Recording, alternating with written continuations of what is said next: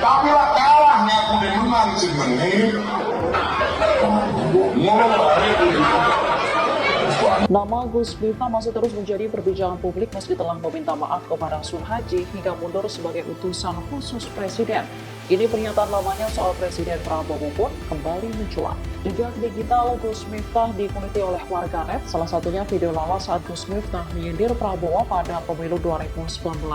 Video tersebut salah satunya diunggah oleh akun Twitter @denismalhotra. Sindiran itu diungkapkan lantaran Prabowo dan timnya yang seolah tak percaya dengan hasil hitung cepat pemilu. Mulanya ia menyebut orang yang menang kemudian menyombongkan diri disebut jumawa, sementara orang yang kalah dan bisa menerima kekalahan disebut legowo. Kemudian Gus Miftah menyebut orang kalah namun mengaku menang disebutnya ialah Prabowo. Download Tribun X sekarang, menghadirkan lokal menjadi Indonesia.